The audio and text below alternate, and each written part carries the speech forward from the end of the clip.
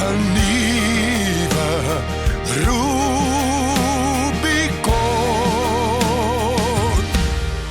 word ontbloot.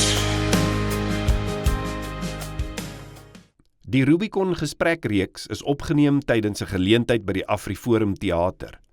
Op publieke aandrang deel ons die gesprek hier in dele oor die volgende paar weke.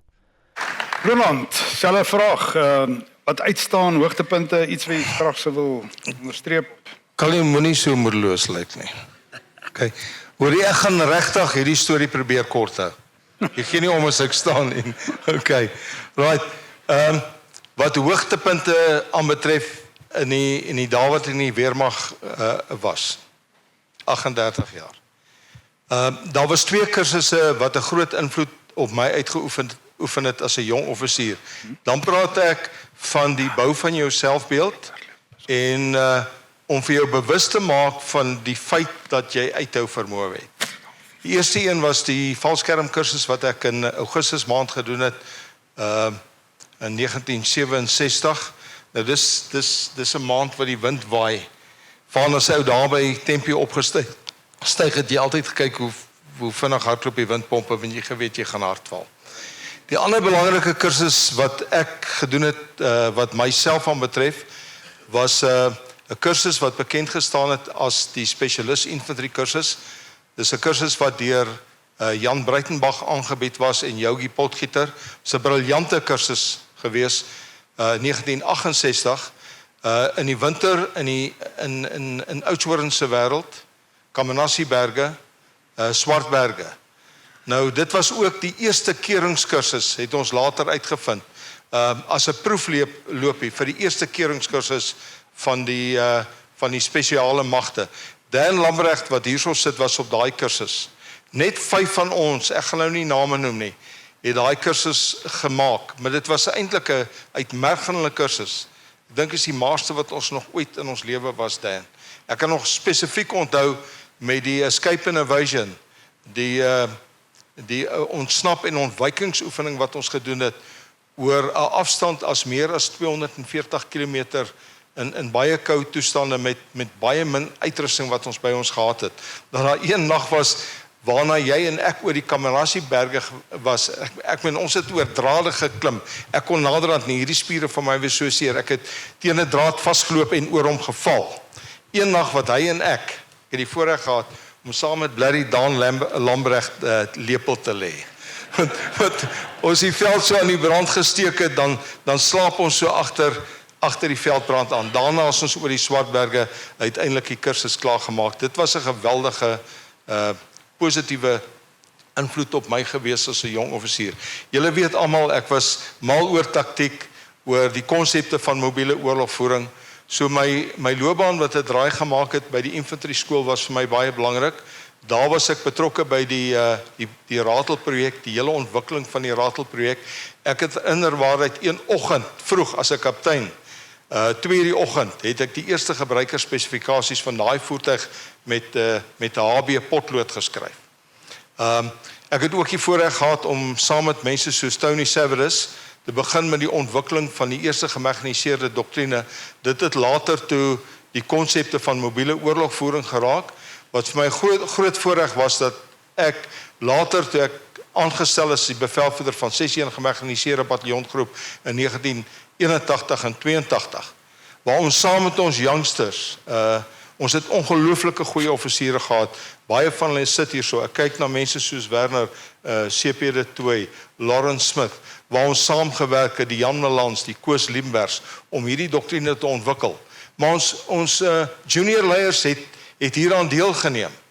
En daaruit het ons die 61 gemekaniseerde bataljonsgroep SOP ontwikkel. CP, julle sal daai geel boekie onthou, waar ons al hierdie inligting vasgevat het. Ou Giel Reyneke, ons lokoffisier, hy het nog al die laai tabelle wat geskryf was daai tyd, staan in daai boekie.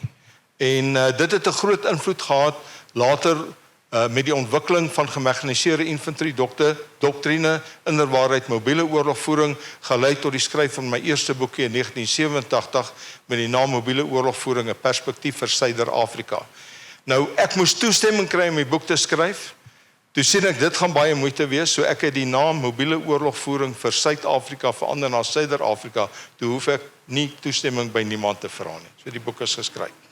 'n ander belangrike kursus wat ek gedoen het, was in 1973, tyd wat ek by die infantry skool was 6 van ons offisiere, almal valskerm georiënteerd, genomineer om 'n spesiale oorlogvoering kursus in die Verre Ooste te doen, spesifiek in Taiwan, guerrilla oorlogvoering, teen guerrilla oorlogvoering, politieke oorlogvoering, clandestiene inligtingopleiding. Hulle het self vakke gehad so stealing and peeping, hoe om te steel en om af te kyk. Inderwaarheid sou dit 'n baie goeie kursus gewees het vir die ANC om te gaan doen het. Nou, wat baie interessant was van daai kursus, het 'n groot effek gehad ook op die ontwikkeling van mobiele oorlogvoering, gaan nou daaroor praat. Ek wil net noem my dekstorie. WP Lou was nog die hoof van die leer gewees. Ons groepie was voor hom op kantoorhouding en sê hierdie is 'n hoogs geheime kursus. Enigste ding wat ek saamgevat het was my army breinkouse. Ek het nêrens sonder my army breinkouse gaan dit nie en my jockey onderbroeke. Hulle gaan oral saam met my en 2 wessies. Ek is oor as Jordaniese onderwyser.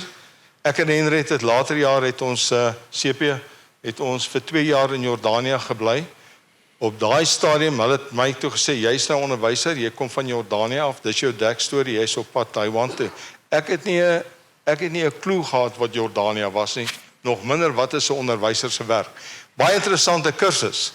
Maar wat baie interessant was van hierdie kursus, ons instrukteurs wat ons opgelei het, ons het CHICOM tactics ook gedoen, met ander woorde, die onderwerpe wat die Rooi Chinese kommuniste ons vryheidsvegters in Rooi China en in Rusland geleer het.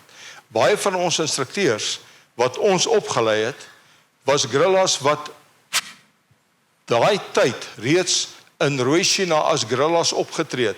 So hulle was ons leermeesters gewees.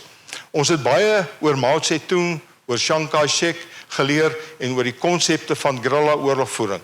Daar was 'n spesifieke deel van daai opleiding wat ons gedoen het, wat 'n groot impak op my gemaak het, spesifiek ten opsigte van die leerstelling van Mao Zedong, waar hy gesê het, you cannot have mobile warfare without guerrilla warfare. It is like the left arm and the right arm of a boxer.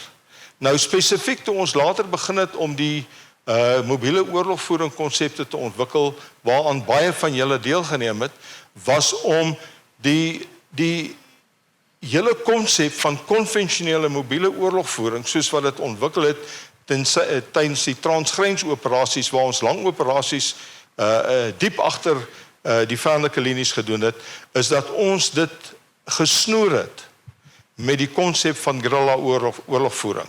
Ons optrede baie fyn gekoördineer met organisasies soos UNITA wat 55.000 Kubane besig gehou het in Angola en waar ons inheemse eenhede gestig het soos 101 bataljon wat eintlik uit SWAPO guerrillas bestaan het en Ovambos uit bestaan het, 32 bataljon wat inderwaarheid guerrillas was wat uit Angola uitgekom wat Jan Breitenbach hulle in Delwel Lindford hulle omskep het in 32 bataljon. Daai effektiewe guerrilla oorlogvoering organisasies soos 201 bataljon, die Boesmans en so meer.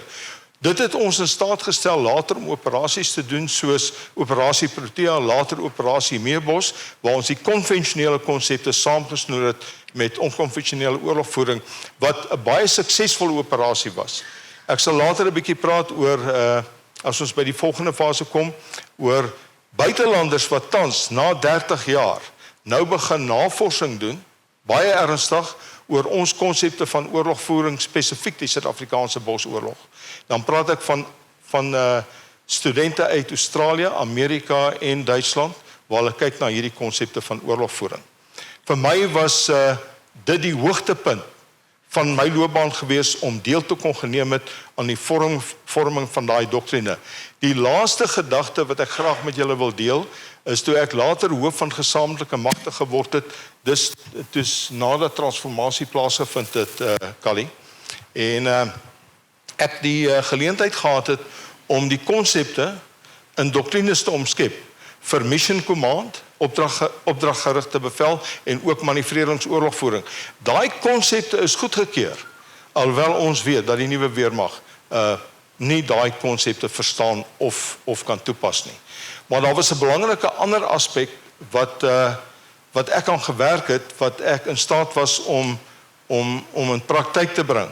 En dit was tydens operasie Modular. Ons het baie daaroor gepraat, CP, Koos, daai tyd toe jy met die G6 in Angola aangekom het, julle ouens, Peer, toe ons in Angola saam was, dat daar groot leemtes was wat ons aanbetref het, wat militêre strategie aanbetref.